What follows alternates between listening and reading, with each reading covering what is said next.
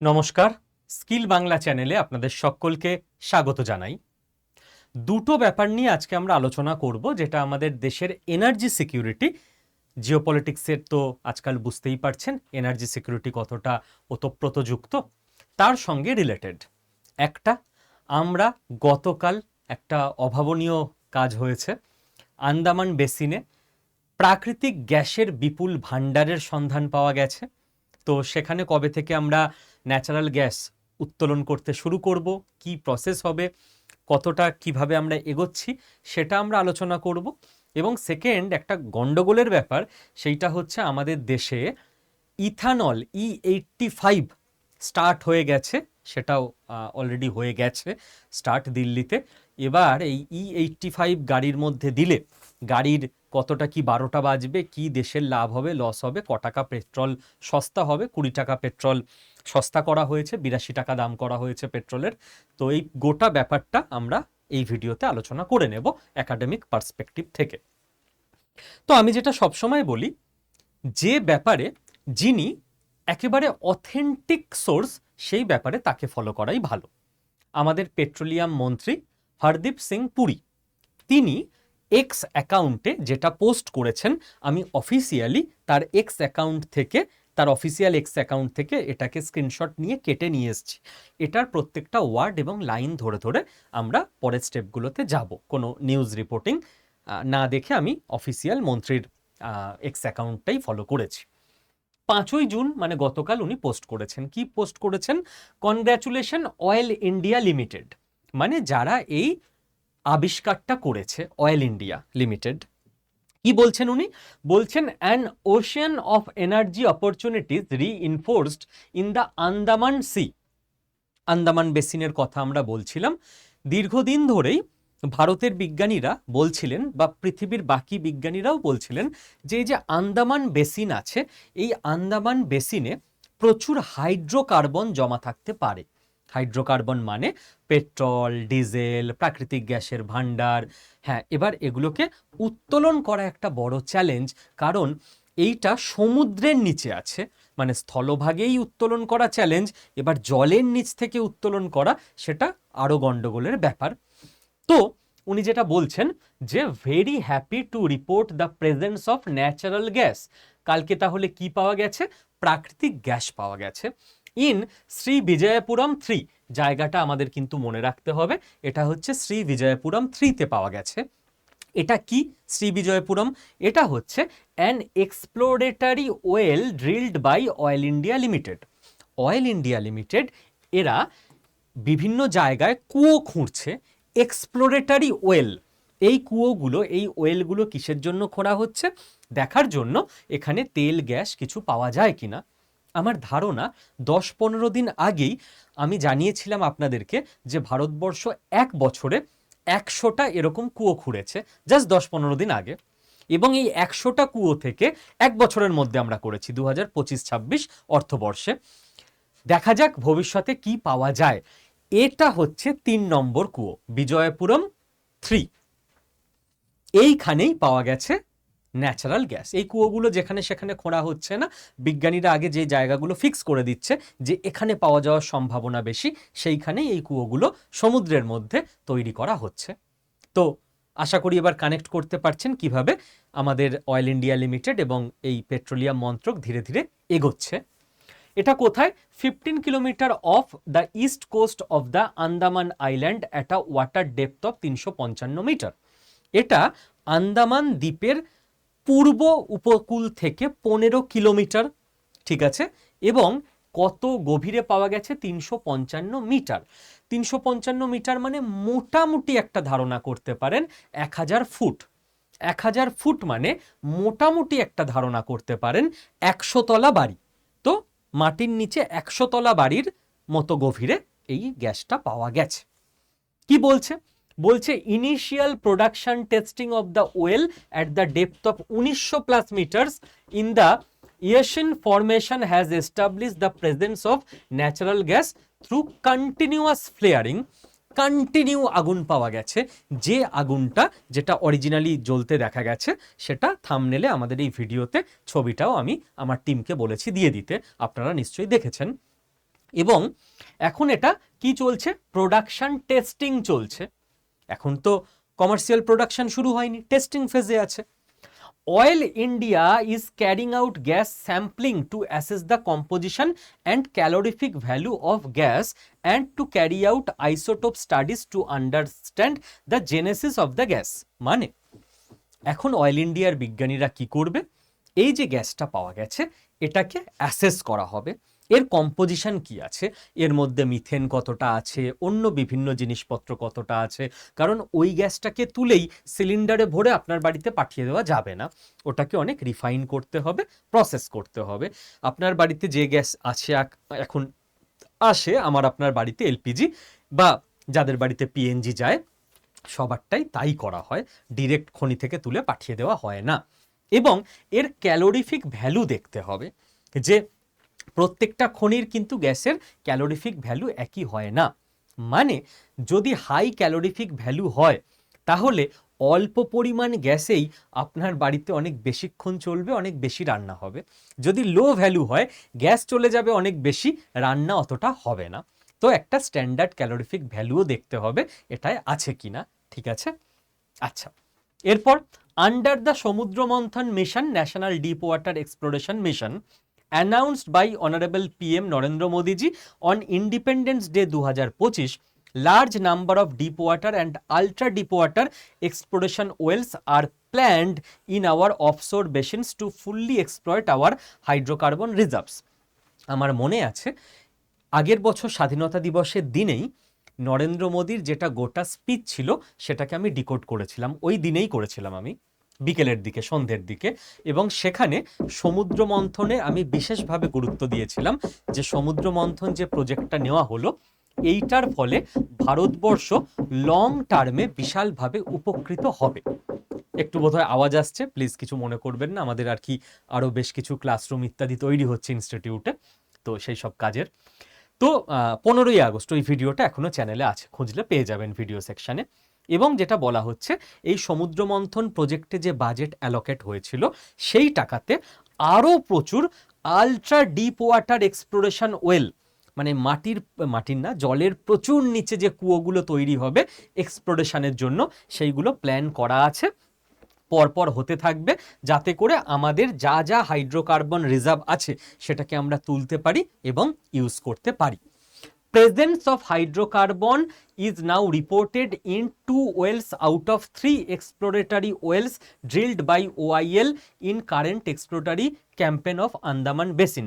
তাহলে YL just এইখানেই 3টে কুয়ো খুঁড়েছে, তার মধ্যে 2টোতে হাইড্রোকার্বন রয়েছে তার প্রমাণ পাওয়া গেছে। তো স্ট্রাইক রেট খুব ভালো, 3টের মধ্যে 2টোই পাওয়া গেছে এই জায়গাতে। ওকে, আচ্ছা, মোটামুটি সব ইনফরমেশন আমরা বুঝে নিলাম অথেন্টিক সোর্স থেকে। এবার উনি লাস্টে যেটা বলছেন যে this presence of natural gas will help us in taking forward our exploration ambitions in coordination with global deep water exploration experts. তো খুব স্বাভাবিক, দু একটা জায়গায় পাওয়া গেলে, এই যে সেই আগুনটা, তো দু একটা জায়গায় পাওয়া গেলে উনি ভিডিওটাও দিয়ে দিয়েছেন, আরও একটা জোশ চলে আসে যে চলো ডবল জোশে সবাই কাজ করতে শুরু করো। এবং এর পরের যে পার্টটা উনি বলেছেন, এখান থেকে আর একটা পয়েন্ট আমাদের আশা করি মনে পড়বে। আমি আপনাদের বলেছিলাম যে দেখুন এই যে সমুদ্র মন্থন প্রজেক্টটা আছে এটায় তো কোটি কোটি ডলার খরচ হবে, এত টাকা এখনই আমাদের দেশ থেকে বের করা খুব চাপের। হ্যাঁ, আমরা পুরো টাকা বের করতে পারলে পুরো মালিকানাও আমাদের হবে, কিন্তু অত টাকা আমাদের এখন দেশ চালাতেও তো হবে, ফিউচারিস্টিক প্রজেক্টে অত টাকা দেওয়ার মতো টাকা আমাদের নেই। তো এই জন্য আমাদের সরকার কি করছে, সারা পৃথিবীর বিভিন্ন যারা এক্সপার্ট কোম্পানি আছে যারা ডিপ ওয়াটার এক্সপ্লোরেশন করে তাদের সঙ্গে পার্টনারশিপ করছে, কোঅর্ডিনেশনে থাকছে। কি বলা হচ্ছে তাদের, যেমন total energy, BP India, Shell, ঠিক আছে, পেট্রোব্রাস, যারাই বড় বড় কোম্পানি আছে সারা পৃথিবী জুড়ে, তাদেরকে বলা হচ্ছে যে ভাই আমরা এরকম একটা মিশন নিয়েছি, কি পাবো আমরাও জানি না, গুপ্তধন খুঁজতে যাচ্ছি, তোমরা আমাদের সঙ্গে আসবে? যদি আসো এই গুপ্তধন খুঁজতে আমাদের ধরা যাক 1,00,000 কোটি টাকা খরচ হবে, তো তোমরা 50 লক্ষ কোটি টাকার দায়িত্ব নাও, আমরা 50 লক্ষ কোটি টাকা দেব, দুজনে মিলে করি। যদি কিছুই না পাওয়া যায়, কারণ আমরাও জানি না ফাইনালি পাওয়া যাবে কিনা, তাহলে তোমার কোম্পানিরও 50 লক্ষ কোটি টাকা ডুবলো, ভারত সরকারেরও মানে ভারতবর্ষের সাধারণ মানুষের ট্যাক্সেরও 50 লক্ষ কোটি টাকা ডুবলো। আমাদের লাভ কি? আমরা আমাদের রিস্ককে হাফ করে নিতে পারলাম। আর যদি কিছু পাওয়া যায়, যেটার সম্ভাবনাই বেশি, তাহলে আমাদেরও পার্টনারশিপ থাকবে। হ্যাঁ, তোমায় 50% দেবো না, তোমায় হয়তো 20% দিয়ে দিলাম। টাকা তুমি 50% দিয়েছো, কিন্তু জায়গাটা তো ভারতবর্ষের না। তো ভারতবর্ষ 50% খরচ করেও 80% মালিকানা তো রাখবেই। তখন ওখান থেকে যা উত্তোলন হবে তুমি 20% পেতেই থাকবে তার টাকা। তো ভারতবর্ষ এরকম পার্টনারশিপ করছে যাতে ওখান থেকেও ইনভেস্টমেন্ট আসে এবং আমরা আমাদের কাজটাকে দ্রুত গতিতে এগোতে পারি। পরে আমাদের লস হবে 20%, কিন্তু কিছু করার নেই। এই মুহূর্তে আমাদের বাইরের থেকে এই হেল্পটা নিতেই হবে এবং তাদের এক্সপার্টাইজ আমরা পেয়ে যাব। ভারতের বিজ্ঞানীদের সঙ্গে তাদের কোম্পানির যারা বড় বড় বিজ্ঞানীর তারাও কাজ করবে, তো আমাদের দুদিকে লাভ হবে। ওকে, তো এই হয়ে গেল টোটাল ব্যাপার। এবার এবার যে পরপর জিনিসটা আমাদের বুঝতে হবে সেটা হচ্ছে, দেখুন, প্রথমে আমাদের ওখানে টেস্ট হবে গ্যাসের ক্যালোরিফিক ভ্যালু। তারপর আমাদের দেখা হবে ক্যালোরিফিক ভ্যালু ট্যালু যদি ঠিক থাকে, যে এখানে টোটাল কত গ্যাস আছে। টোটাল গ্যাস যদি খুব অল্প থাকে, তার জন্য তামঝাম করে সমুদ্রের মধ্যে পুরো সেন্টার বানাতে হবে, ইনফ্রাস্ট্রাকচার তৈরি করতে হবে, তার তো হিউজ কস্ট। এত দেখা গেল 100 টাকা খরচ করে 10 টাকার আমরা গ্যাস তুলতে পেরেছি, তার থেকে 10 টাকার গ্যাস আমরা বিদেশ থেকেই কিনে আনবো। লাভের লাভ হবে না, না লস হয়ে যাবে। তো তার থেকে 10 টাকার গ্যাস মাটির নিচেই জলের নিচেই পড়ে থাকা ভালো। তো যদি দেখা যায় যে 100 টাকা খরচ করে আমরা ওখান থেকে লং টার্মে 2000 টাকার গ্যাস তুলতে পারবো, তাহলেই আমরা খরচটা করব। এবার ভলিউম টেস্ট যখন হয়ে যাবে, ক্যালোরিফিক ভ্যালু টেস্টের পর ভলিউম টেস্টের পর দেখা হবে যে এটা কমার্শিয়ালি ভায়াবেল কিনা। কমার্শিয়ালি ভায়াবেল ব্যাপারটা আপনারা জানেন, আমি আলোচনা করেছি এই চ্যানেলে। কমার্শিয়ালি ভায়াবেল মানে এখান থেকে গ্যাস তুলতে যে খরচটা হবে ডেলি, তার তো একটা ডেলি খরচ আছে না, জিনিসটা তুলতে অটোমেটিক ফুটো করে দিলাম, পাইপে ঢুকে চলে এলো, তা তো নয়। সেটার খরচের ফলে যত টাকায় আমরা ওই গ্যাসটা মানুষের বাড়িতে পৌঁছে দিতে পারবো, সেটা কি মার্কেটের থেকে কম? দেখা যাচ্ছে মার্কেটে 14 কেজি গ্যাস সিলিন্ডার কিনতে 1000 টাকা লাগে, আর ওখান থেকে 1 কেজি গ্যাস বের করতেই আমাদের 1000 টাকা খরচ হচ্ছে। 14 কেজি গ্যাস সিলিন্ডারের জন্য 14,000 টাকার সিলিন্ডার হবে। আছে হয়তো প্রচুর গ্যাস, সত্যিই ওখানে 100 টাকা খরচ করে 2000 টাকার গ্যাস পাওয়া যাবে, প্রচুর আছে, বাট কমার্শিয়ালি ভায়াবেল নয়। ওখান থেকে তুলতে প্রচুর খরচ হচ্ছে, তাতে মার্কেট রেট ছাড়িয়ে যাচ্ছে, তো ওই গ্যাস কেউ কিনবে না। কেন কেউ বেশি টাকা দিয়ে কিনবে? তাহলে যদি প্রত্যেকটা স্টেপ গিয়ে ফাইনালি খাপে খাপ বসে, সেই কুয়োগুলো থেকেই আমরা তুলব। যে কুয়োগুলোয় বা যে জায়গাগুলোয় খাপে খাপ বসবে না, সেগুলোকে আমরা লাস্টে ক্যান্সেল আউট করে দেব। কাজেই আপনি যদি বলেন স্যার এখান থেকে উত্তোলন কবে শুরু হবে, অন্তত 3-4 বছরের আগে আমি দেখছি না। কারণ ব্যাপারটা প্রচণ্ড টেকনোলজি, ডিপ টেকের মধ্যে জড়িয়ে থাকে, প্রচুর হার্ডওয়্যার ইনফ্রাস্ট্রাকচারের ব্যাপার আছে, লজিস্টিক চেন তৈরি করতে হবে পুরো। তো এটা ভালো যে আজকে আমরা এই যে স্টেপগুলো নিচ্ছি, 2025-এর 15ই আগস্ট পিএম সমুদ্র মন্থনের স্টেপটা নিলেন বলে 2026-এর আজকে 6ই জুন আমরা প্রাকৃতিক গ্যাসের সন্ধান পেলাম।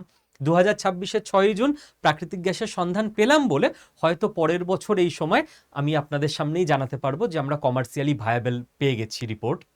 হয়তো তার 3 বছর পর আমরা অফিসিয়ালি আজকের দিনেই অ্যানাউন্স করতে পারবো যে সেই সময় যিনি পিএম থাকবেন হয়তো তিনি, বা হয়তো বর্তমান পিএম থাকবেন, তিনি হয়তো অ্যানাউন্স করতে পারবেন যে আমরা কমার্শিয়াল প্রোডাকশন স্টার্ট করে দিয়েছি। তো কোনো একটা দিন তো করতেই হতো শুরুটা, ভবিষ্যৎকে সুরক্ষিত করতে। সেই পথে আমরা ধীরে ধীরে এগোচ্ছি। এরপর আমরা আর একটা জিনিস করছি, সেটা হচ্ছে ওএএলপি। ওএএলপি কি জিনিস, যেটা আমি একটু আগে ব্যাখ্যা করলাম আপনাদের, ওপেন অ্যাক্রেজ লাইসেন্সিং পলিসি। মানে আগে যেটা হতো, ভারত সরকার এই পলিসিটা রিফর্ম করেছে। তো সরকার যখন কোনো পলিসি রিফর্ম করে না, তখন সেই দিকে আমাদের মন দেওয়া উচিত যে এর ব্যাকগ্রাউন্ড কি আছে, এই পলিসি রিফর্ম কেন করা হচ্ছে। জেনারেলি কোনো পলিসি রিফর্ম হলে আমরা খুব একটা ওটাকে বুঝি না, নিউজ পেপারেও লেখা হয় না, সোশ্যাল মিডিয়ায় খুব একটা কেউ আলোচনা করে না, মুখরোচক টপিক নয়, কি সব পলিসি বলছে। এর ব্যাপারটা হচ্ছে, আগে যেটা ছিল, ভারত সরকার জায়গা চিহ্নিত করত যে এইখানে তেল গ্যাস পাওয়া যেতে পারে, তারপর আমরা টেন্ডার ডাকতাম যে কোন কোম্পানি আসবে এটাকে উত্তোলন করতে, তারা এসে টেন্ডার ভরতো এবং সেই কোম্পানি উত্তোলন করত। এখন আমরা কি করে নিয়েছি, আগে থেকেই আমরা পার্টনারশিপ করে নিয়েছি, যেটা আপনাদের বলছিলাম যে আমরা আগেই বলে দিই যে ভাই আমরা একটা গুপ্তধন খোঁজার মিশনে যাচ্ছি, কে কে আসবে আগে বলে দাও, যে যে আসবে তার টাকা ডুবতেও পারে, আর যদি কিছু পাওয়া যায় আমরা তাকে ভাগও দিয়ে দেবো। তো আমাদের কাজটা ইনভেস্টমেন্ট আরও তাড়াতাড়ি আমরা পাচ্ছি, বিদেশের সহযোগিতা, বাইরের কোম্পানির এক্সপার্টিজ, সেগুলো আমরা আগে থেকে পাচ্ছি। আমাদের পুরোটা গুছিয়ে নিয়ে তারপর আমরা টেন্ডার দেব, এতদিন আমাদের ওয়েট করতে হচ্ছে না। ঠিক আছে, তো এটাকেই অফিসিয়ালি বলা হচ্ছে OALP। এটা স্টুডেন্টদের মনে রাখতে হবে, এটার উপর কোশ্চেন আসতে পারে, বাকিরাও এমনি নলেজের জন্য জেনে রাখতে পারেন। আচ্ছা, এটা গেল প্রথম পার্ট। সেকেন্ড পার্ট কি? সেকেন্ড পার্ট হচ্ছে আমাদের দেশ জাস্ট গতকাল 5ই জুন পরিবেশ দিবসের দিন আমরা ইথানল E85-এ শিফট করে গেছি। এই যে হরদীপ সিং পুরী উনি একদম উদ্বোধন করছেন রিমোট দিয়ে officially, at the historic launch of India's E85 fuel at an Indian oil CL outlet in new Delhi. এই জিনিসটা কি? এই জিনিসটা আমাদের ধীরে ধীরে বুঝতে হবে। দেখুন, প্রথমে আমরা 100% পেট্রোল ইউজ করতাম। যে আপনি যে গাড়িতে, বাইকে, স্কুটিতে, 4 চাকায় পেট্রোল ভরছেন, সেটা 100% ওর মধ্যে পেট্রোলই আছে।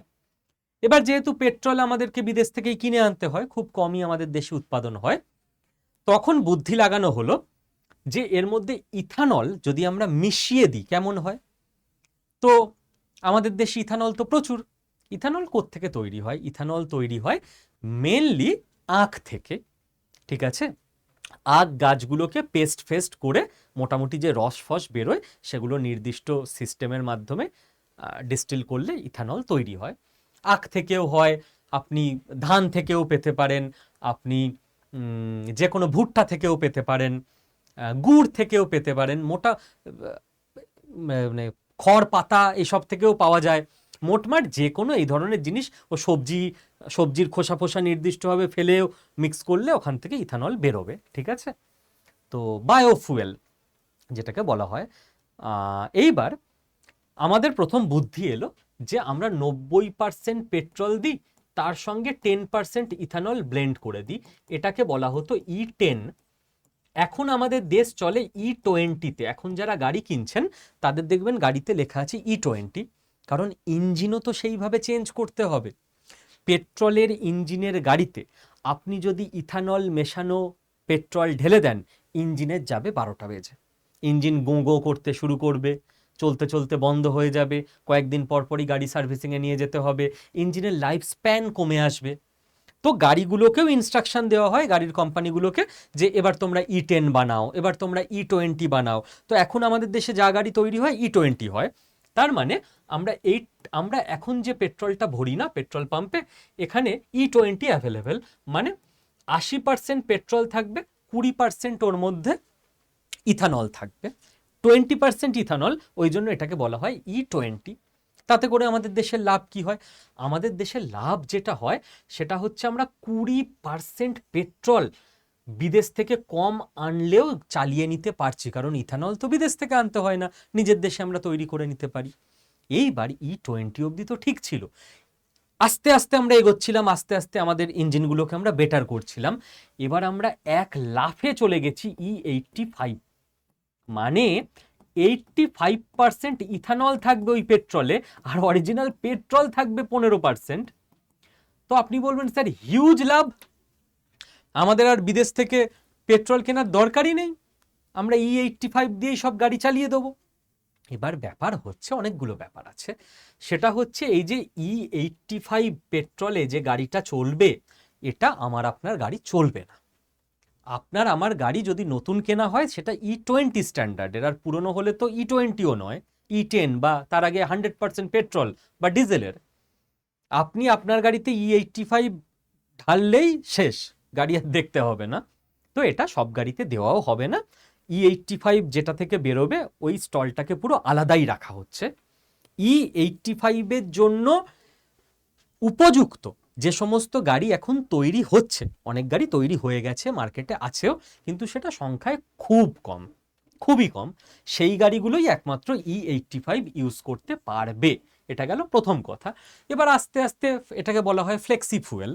ফ্লেক্সি ফুয়েল গাড়ি যত নতুন নতুন বেরোবে, কোম্পানিগুলো তৈরি করবে, মানুষজন কিনবে, তত তারা E85 ফুয়েল ইউজ করতে পারবে। এবার E85 ফুয়েল ইউজ করলে লাভ কি? সোজা লাভ হচ্ছে 103 টাকা বা 102 টাকা পেট্রোলের দাম, আর এটার দাম হচ্ছে 20 টাকা কম, 82 টাকা। তো বাহ, 20 টাকা কমে পেট্রোল পেয়ে যাচ্ছি, এটা একটা সুবিধা যাদের কাছে এই E85 এর মতো উপযুক্ত ফ্লেক্সি ফুয়েল গাড়ি আছে। কিন্তু একটা গন্ডগোল আছে। গন্ডগোল হচ্ছে যে তাহলে তো স্যার লোকে লাফিয়ে লাফিয়ে এই গাড়ি কিনতে শুরু করবে 20 টাকা কমে যদি পেট্রোল পেয়ে যায়। গন্ডগোল হচ্ছে এই গাড়িগুলো না দামও নর্মাল গাড়িগুলোর থেকে 5,000 থেকে শুরু করে 1,00,000 টাকা পর্যন্ত বেশি। কারণ এর ইঞ্জিনের জন্য তো একটু আলাদা সিস্টেম তৈরি করতে হয় যাতে এতটা হাই ইথানল নিয়ে এই ইঞ্জিন গাড়িটা চালাবে। তো গাড়ির দামও একটু বেশি, অন্তত এখনো। পরে যত বেশি প্রোডাকশন শুরু হবে তখন অটোমেটিক দাম কমবে, কিন্তু আপাতত বেশি। যেমন ইভিগুলো আগে কি ছিল, আগে ইভির দাম বেশি হতো, এখন হাই প্রোডাকশন শুরু হয়ে গেছে, ইভি ইকোসিস্টেম তৈরি হয়ে গেছে, এখন ইভির দাম আস্তে আস্তে কমছে পেট্রোল গাড়ির তুলনায়। এটা একটা প্রথম সমস্যা, লোকে বেশি টাকা দিয়ে গাড়ি কিনতে খুব একটা রাজি হবে না। সেকেন্ড সমস্যা হচ্ছে যে আপনি 20 টাকা কমেও পেট্রোল পাচ্ছেন না, এটা জাস্ট আইওয়াস, এটা আপনার মনে হচ্ছে। কেন স্যার? তার কারণ হচ্ছে আবারও ক্যালোরিফিক ভ্যালু। কি ব্যাপার? ব্যাপার হচ্ছে যে আপনি 102 টাকার পেট্রোলটা কিনলে, যেটাই 80-20-তে আছে, সেটাতে আপনার যদি স্কুটি 40 কিলোমিটার মাইলেজ দেয়, ঠিক আছে, তাহলে এই 82 টাকার যেটা কিনবেন, যেটায় 1585 আছে, সেটাই কিন্তু মাইলেজ 40 কিলোমিটার দেবে না। এর ক্যালোরিফিক ভ্যালু প্রায় 30% কম। তো 40-এর 30% কম মানে 3-4-12, এ মোটামুটি 28, ওই 30 কিলোমিটার মাইলেজ দেবে। তো আপনার লাভ কি হলো? আপনি 20 টাকায় কম কিনে তো যেতেও পারলেন 10 কিলোমিটার কম, ঠিক আছে, 30 থেকে ধরুন 33 মতো, আমি বাড়িয়েই লিখছি, 33-34 মতো দেবে, তো লাভও তো হলো না। তো বাকি 7 কিলোমিটার যেতে তো আপনাকে আবার বেশি ইথানল ভরতে হবে, যেটা আপনি 1 লিটার E20-তে যেতে পারতেন, এবার E85-এ যেতে গেলে হয়তো 1.2 লিটার বা 1.3 লিটার আপনার পেট্রোল লাগবে। তো আলটিমেটলি না হিসেব করে দেখবেন আপনার সেই ওই হয়তো 1-2 টাকা কম পড়বে, এটা 102 টাকা খরচ হলে, আর ওটায় সে 100 টাকা খরচ হয়েই যাবে। তো ক্যালোরিফিক ভ্যালুর ডিফারেন্স আছে, তো মাইলেজ একই হবে না, ঠিক আছে। এবার তাহলে স্যার এত কিছু করেও লাভ কি? আসল লাভ যেটা সেটা হচ্ছে ফার্মারদের লাভ, লাভ যেটা সেটা হচ্ছে জিওপলিটিক্যাল লাভ। তাহলে খরচ এক, খরচ বেশিও না কমও না, এটুকু আমরা বুঝে গেলাম। এইবার লাভ যেটা সেইটা হচ্ছে না আমাদের জিওপলিটিক্সে আমরা দেখেছি পেট্রোল, ডিজেল, ন্যাচারাল গ্যাস তো তবু আমাদের দেশে খানিকটা উৎপাদন হয়, এলপিজি, এগুলো স্ট্রেট অফ হরমুজ বন্ধ মানে আমরা শেষ, কোন দিন রাশিয়া পাঠাবে না মানে আমরা শেষ, আমরা বিদেশের ওপর নির্ভরশীল। এখানে খরচ একই, বাট আমরা আত্মনির্ভর, বিদেশের ওপর নির্ভরশীল নয়। আমাদের দেশে ইথানল তৈরি হবে, আমরাই ওই ইথানল পেট্রোল পাম্পে গিয়ে নিজেদের গাড়িতে ভরে নিতে পারবো, খরচ একই হচ্ছে, দাম কম, ওদিকে আবার বেশি ভরতে হচ্ছে, তো সেই হিসেবে আমি তো দেখিয়ে দিলাম খরচ একই। তো জিওপলিটিক্যাল আমাদের একটা অ্যাডভান্টেজ হলো। সেকেন্ড যেটা অ্যাডভান্টেজ সেটা হচ্ছে চাষিদের, কৃষকদের অ্যাডভান্টেজ। আমাদের দেশে না যে হিউজ পরিমাণ মানুষ কৃষিকাজের সঙ্গে যুক্ত, এত মানুষের কৃষিকাজের সঙ্গে যুক্ত থাকার কোনো মানেই হয় না। আপনি বলবেন না স্যার আমাদের তাহলে পেট চলবে কি করে, মানে আমেরিকায় এক একজন কৃষক তারা 1000 একর জমিতে চাষ করে, রোবট দিয়ে, মেশিন দিয়ে, সব হাইফাই টেকনোলজি দিয়ে। আমাদের এখানে কৃষক তো বাধ্য হয়ে কৃষিকাজ করে, সে ভালো কিছু জীবনে করতে পারেনি বলে, এই দেশ তাকে বেটার কিছু অপশন দিতে পারেনি বলে। একজন কৃষকের 3 বিঘা জমি আছে, তাতেই সে সংসার চালাচ্ছে। 3 বিঘা জমিতে একজন কৃষক কেন চাষ করবে? একজন কৃষক 100 বিঘা জমিতে চাষ করুক, তবে তো আমি বলবো তার সত্যি সত্যি ওখান থেকে একটা ভালো আর্নিং হচ্ছে, সংসার চলছে। যদি প্রত্যেক কৃষক ফ্যামিলির ছেলে মেয়ে তারা বড় বড় চাকরি ব্যবসা করে ফেলতে পারতো, তাহলে এরা কিন্তু চাষবাসে যুক্তই হতো না। আইডিয়াল তো সেটাই, যে 30টা কৃষি কাজ করছে এরকম পরিবারের ছেলেমেয়ে, কৃষক পরিবারের ছেলেমেয়ে, তাদের পরের জেনারেশনের মধ্যে প্রত্যেকের 3 বিঘা করে জমি আছে, মোট 90 বিঘা জমি 30টা ফ্যামিলির। পরের জেনারেশনের মধ্যে তাদের 29 জন যাতে বড় চাকরি বা ব্যবসায় চলে যেতে পারে। একজন যে থাকবে সেও দাপটের সঙ্গে বা 90 বিঘা জমিতে কৃষিকাজ করবে, তারও যথেষ্ট আর্নিং হবে। আমাদের কৃষকদের কোথায় আর্নিং? কোনো রকমে ওই জমিতে ফসল ফলিয়ে নিজেরা খাটে বড়ে খেয়ে পড়ে বেঁচে আছে। মজুর রেখে যদি চাষ করাতে হতো তাহলে ওইটুকু টাকাও আসতো না। নিজেরা খাটে বলে কিছু কিছু লাভের মুখ দেখতে পায়, মজুরকে টাকা দিতে হলে ওইটুকু লাভের মুখও দেখা যেত না। তো আমাদের যে কৃষক, এদের একটা বড় প্রবলেম তাহলে আর্নিং খুব কম। এবার আর্নিং যে কম, এটার খোঁজ নিতে গেলে দুটো কারণ। একটা তো আমি বললাম যে প্রত্যেকে খুব অল্প পরিমাণ জমিতে চাষ করছে, তার অন্য কিছু অপশন নেই বলে সে চাষ করতে বাধ্য হচ্ছে। সেকেন্ড প্রবলেম, আমাদের কৃষকরা যে বেশি চাষ করবে তাতে জিনিসের দাম কমে যাবে, তাতেও তার লাভ হবে না। মানে প্রচুর টমেটো উৎপাদন হয়ে গেল, টমেটো রাস্তার ধারে পড়ে আছে, এত দাম নেমে যাচ্ছে, কারণ অত টমেটো একসঙ্গে খাবে কে? প্রচুর আলু উৎপাদন হলো, 120 টাকা বস্তা আলু চাষি মাঠ থেকে বেচে দিচ্ছে, কারণ অত আলু তখন খাবে কে? এটা একটা সমস্যা আমরা দেখতে পাই। এইবার ইথানল যখন উৎপাদন বাড়বে আমাদের দেশে, তখন যেটা একটা কৃষকের জন্য সেকেন্ড একটা মার্কেট তৈরি হবে, যে আমি যেটা ফসল তৈরি করলাম এটা দিয়ে যেমন মানুষ খাবার জন্য কিনবে, আবার ইথানল ডিস্টিলারিগুলো, ফ্যাক্টরিগুলো, এরা ইথানল বানানোর জন্য এই সবজিগুলো কিনবে। তো তার ফলে কৃষক যখন বেশি উৎপাদনটাও করবেন, তার ফসলের দামটা কমবে না, তার চাহিদাটা অল টাইম থাকবে। তাতে করে কৃষক পরিবারদের কিছু, তারা 2 টাকা লাভের মুখ দেখতে পারবে। এটা হচ্ছে আর একটা বড়, যদি আমি সুবিধার কথা বলি, সুবিধা হচ্ছে ফার্মার ফ্যামিলিদের। এবার আমি যদি আপনাদের ডেটা দেখাই, কয়েকটা ডেটা দিয়ে শেষ করব। এই যেটা বললাম 82 টাকা 12 পয়সায় শুরু হয়েছে E85 দিল্লিতে, ঠিক আছে? খুব একটা বেশি জায়গায় এখন হবেও না, কারণ এই গাড়িও তো খুব একটা বেশি জায়গায় নেই। দিল্লিতে যারা থাকে তারা কিনেছে এই গাড়ি। তো যেটা চেষ্টা করা হচ্ছে আপাতত 48 থেকে 50টা পেট্রোল পাম্পের জায়গায় দিল্লিতেই এই E85টা পাওয়া যাবে। 2027-এর এন্ড অবধি যাতে 5000টা পেট্রোল পাম্পে এটা অ্যাভেলেবেল করানো যায়, দিল্লি, এনসিআর, মুম্বাই, পুনে, নাগপুরে, সেইটা চেষ্টা করা হচ্ছে। এবং ওই জায়গার লোকেরাই মূলত এই ফ্লেক্সি ফুয়েল গাড়ি টাড়িগুলো কিনছেন আস্তে আস্তে, ঠিক আছে? আচ্ছা, নেক্সট ব্যাপার যেটা হচ্ছে, এগুলো তো আমি সব বলেই দিয়েছি, আস্তে আস্তে বেশ কিছু নতুন গাড়িও ফ্লেক্সি ফুয়েল তারাও বের করছে। হিরো স্প্লেন্ডার প্লাস এরা বের করছে, হিরো HF ডিলাক্স এরা বের করছে, সুজুকি জিক্সার SF 250 এরা বের করছে, মারুতি সুজুকি ওয়াগন আর এরা বের করছে ফ্লেক্স ফুয়েলের গাড়ি। তো গাড়িও যত মার্কেটে বাড়বে, লোকের কেনার অপশানও বাড়বে। আর নেক্সট, এগুলো আমি আগেই আলোচনা করে দিয়েছি। হ্যাঁ, এই যে গাড়িগুলো হচ্ছে না ফ্লেক্সি ফুয়েল, এর RONটা বেশি, RON অকটেন রেটিং বেশি থাকার ফলে এর ইঞ্জিনের ক্যাপাসিটি অনেক বেশি হবে, তাড়াতাড়ি অ্যাক্সেলারেট করে যাবে পেট্রোলের থেকে। তো গাড়িগুলোর দাম একটু বেশি, কিন্তু ওর ইঞ্জিনটাও বেটার তৈরি হবে, ঠিক আছে? কিন্তু আপনার ইঞ্জিনে আবার আপনি E85 ভরবেন না, তাহলে ইঞ্জিন একদম মায়ের ভোগে যাবে, যেটা স্টুডেন্টরা বলে মায়ের ভোগে ওদের ভাষায়।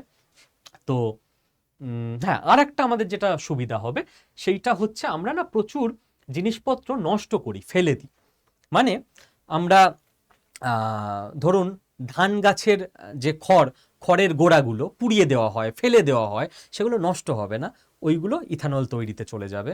ধরুন খুদ, ব্রোকেন রাইস মানে খুদ, আমাদের সময় ছোটবেলায় খুদ সিদ্ধ ফিদ্ধ হতো, এখন তো ইউজ করে না, মানুষ ফেলে দেয়। এখন আর কে খুদ খাবে গ্রামগঞ্জে, খুব দুস্থ পরিবার ছাড়া, ঠিক আছে? তো এই যে ব্রোকেন রাইস, খুদ টুদ এগুলো হয়ে গেল, এগুলো ফেলা যাবে না, এগুলো দিয়ে ইথানল তৈরিতে চলে যাবে। তারপর ধরুন এই ধানের গোড়া পুড়িয়ে দেওয়া হয় পাঞ্জাবে, বিশেষ করে ধান গম, তো তার ফলে বিশাল ধোঁয়ার তৈরি হয়, এসব বার্নিং করতে হবে না, চাষি ওগুলোকে নিয়ে এবার দিয়ে দেবে, চাষির মাঠ থেকেই যে ইথানল তৈরির কোম্পানিগুলো থাকবে তারা নিয়ে চলে যাবে। চাষিকে হয়তো 2,000 টাকা দিয়ে গেল হাতে, 2,000 টাকা এক্সট্রা এলো, ওটা পুড়লও না, ওটা দিয়ে ইথানলও তৈরি হয়ে গেল। তো এরকম কিছু সুবিধা রয়েছে। আর সরকারের তরফ থেকে সরকার চেষ্টা করছে মেজ যেটাকে বলা হয় সেইটার ফলন বাড়াতে। তার কারণ হচ্ছে আখ থেকে তো জেনারেলি আমাদের ইথানল তৈরি হয়, কিন্তু আখ চাষে না প্রচুর জল লাগে। তো আমাদের দেশের জলস্তর কিন্তু নেমে যাচ্ছে, এটা নিয়ে 3-4 বছর পর আমরা বিশাল বড় প্রবলেমে পড়তে চলেছি, অন্য একদিন আলোচনা করব ডিটেলে। যদি আমরা তার জায়গায় মেজ উৎপাদন করি তো আমাদের অতটা জলও লাগে না, এটা খুব কম জলে উৎপাদন হয়ে যায়। তো জলস্তর আমাদের কমবে, কম জলে উৎপাদন হবে, আবার এটা দিয়ে ইথানলও খুব সুন্দর তৈরি করা যায়। আর একটা যেটা লাভ হতে পারে, ইথানল ফ্যাক্টরিগুলো না গ্রামেই হবে, শহরে হবে না। কারণ কোন কোম্পানির মালিক বলবে যে গ্রাম থেকে খুদ নিয়ে এসো, গ্রাম থেকে আখ নিয়ে এসো, গ্রাম থেকে মেজ নিয়ে এসো, গ্রাম থেকে খড়ের গোড়াগুলো তুলে নিয়ে এসো, একদম 1000 কিলোমিটার বা 200 কিলোমিটার দূরে শহরে গিয়ে কারখানা বানাবো, ওর তো যেতে আসতে ওর সব টাকা নষ্ট হয়ে যাবে।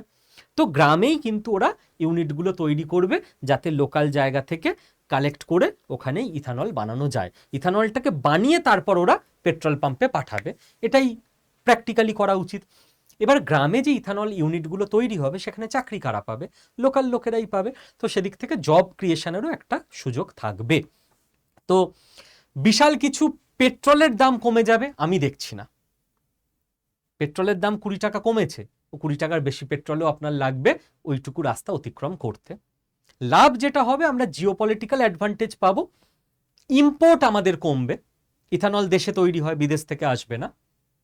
মারাত্মক এক্ষুনি কিছু হয়ে যাবে না, কারণ E85 গাড়ি এদেশে প্রচুর নেই, ইকোসিস্টেম তৈরি হতে 5-10 বছর লাগবে, যেটা ইভিতে লাস্ট 10 বছরে হয়ে গেছে। চাষিদের উপকার হবে, কৃষকদের উপকার হবে, এটা একটা বড় উপকার, এটুকুই আমি দেখছি। দূষণ কমবে, গোড়াটোরা লোকে আর পুড়িয়ে দেবে না, সেগুলো ইথানল তৈরিতে দিয়ে দেবে, এটা একটা উপকার। হঠাৎ করে কিছুর সুপার প্রোডাকশন হয়ে গেলে দাম পড়ে গেল টমেটোর মতো, আলুর মতো, পেঁয়াজের মতো, এটা হবে না। এইগুলো ভালো ব্যাপার হচ্ছে। আর একটা 3টে ব্যাপার আপনাদের জানিয়ে রাখি, 3-4টে ব্যাপার। স্কিল বাংলার তরফ থেকে আমার যেটা সবসময় চেষ্টা থাকে, দিনরাত একটাই কাজ করে যাই স্টুডেন্টদের পড়ানো ছাড়া, যে স্টুডেন্টদের চাকরি পাওয়াতে কিভাবে আমি হেল্প করতে পারি।